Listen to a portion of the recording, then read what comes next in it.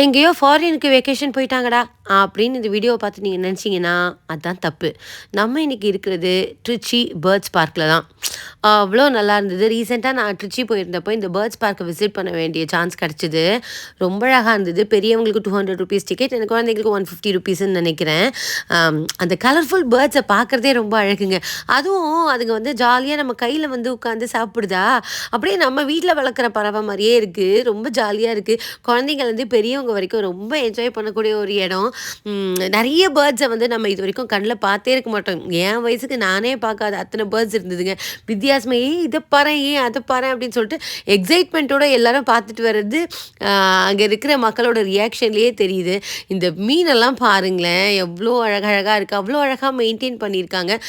சிட்டியில் இருக்கிறவங்களுக்குலாம் இந்த கோழி இதெல்லாம் வளர்க்குறதெல்லாம் எங்கெங்கே சான்ஸ் இருக்குது. ஆனால் அங்கே வந்து நம்மளே போய் கையில் அதுக்கு தீனி கொடுக்கறது, நம்ம கையில் அதை ஏறுறது, இதெல்லாம் பார்க்கும்போது குழந்தைங்கள்லேருந்து பெரியவங்க வரைக்கும் அப்படியே ஜில்லு ஜில்லுன்னு சின்ன வயசுக்கே போய்ட்டோம்னு வச்சுக்கோங்களேன்.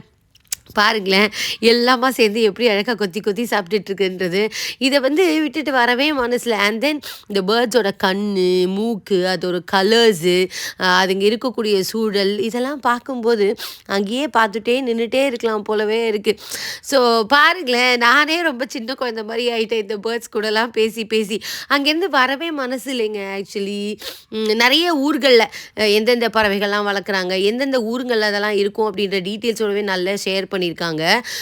ஸோ ரொம்ப அழகாக இருக்குது பார்க்குறதுக்கு. இந்த வெக்கேஷனுக்கு குழந்தைங்களை கூட்டிகிட்டு எங்கே போகலாம் அப்படின்னு யோசிச்சுட்டு இருந்தீங்கன்னா கண்டிப்பாக திருச்சி போயிட்டு இந்த பேர்ட்ஸ் பார்க்கு விசிட் பண்ணுங்கள். அங்கேயே நம்ம வந்து ரெஃப்ரெஷ்மெண்ட் எல்லாமும் இருக்குது, அதையும் நம்ம சாப்பிட்டுக்கலாம். நல்ல ஒரு ஹாஃப் டே அழகாக ஸ்பெண்ட் பண்ணிட்டு வரலாம். ஸோ கண்டிப்பாக திருச்சி போனீங்கன்னா இந்த பேர்ட்ஸ் பார்க்கை விசிட் பண்ணுங்கள், நல்லா என்ஜாய் பண்ணுவீங்க. டாடா பாய்.